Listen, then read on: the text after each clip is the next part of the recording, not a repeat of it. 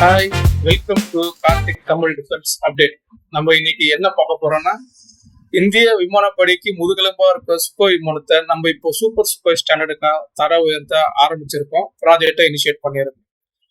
சுமார் 250க்கு மேல நம்ம கிட்ட சுகோய் நம்மளோட இன்வென்டரியில இருக்கு.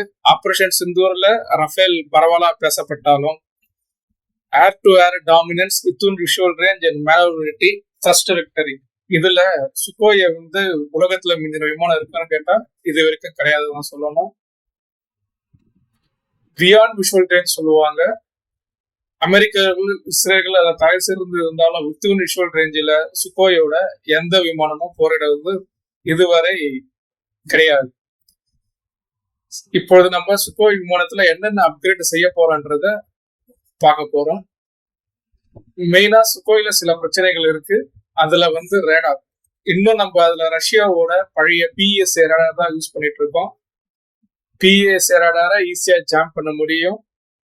நம்ம டிஆர்டிஓ நம்மளோட சொந்த உத்தம் ஏஎஸ்ஏ ரேடாரை இப்போ தயாரிக்க ஆரம்பிச்சிருக்காங்க. சுமார் 400 கிலோமீட்டர் டிடெக்ஷன் ரேஞ்ச் இருக்க அந்த உத்தம் ரேடாரை உத்தம் MK3 சொல்லலாம். ஏன்னா நம்ம தேஜாஸ்ல பயன்படுத்துறது MK1, தேஜாஸ் MK2 யூஸ் பண்ண போறது உத்தம் MK2.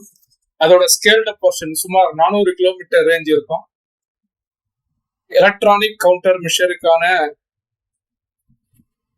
வேலையை நம்ம துவக்கியிருக்கோம். அட்வான்ஸ் செல் ப்ரொடக்ஷன் ஜாமருக்கான வேலையை நம்ம துவக்கியிருக்கோம். புது IRST சென்சாருக்கு பொறுத்து நம்ம துவக்கியிருக்கோம். மேலும் சூப்பர் சுகோயில நம்ம இதுக்கப்புறம் தயாரிக்க போற Astra 1, MK2, MK3 advanced multi function display cockpit, இதை முக்கியமா நம்ம சொல்லி ஆகணும். ஃபுல் அண்ட் ஃபுல் நம்மளோட சொந்த தொழில் உற்பத்தி. மேலும் தொலைதூர ஏவுகணைக்கு பிரம்மோஸ் போன்ற திறமையான ஏவுகளை இணைக்க போறோம்.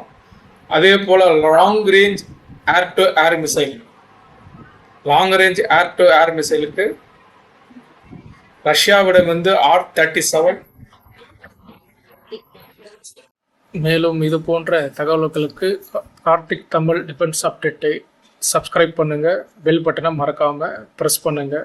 நன்றி, வணக்கம்.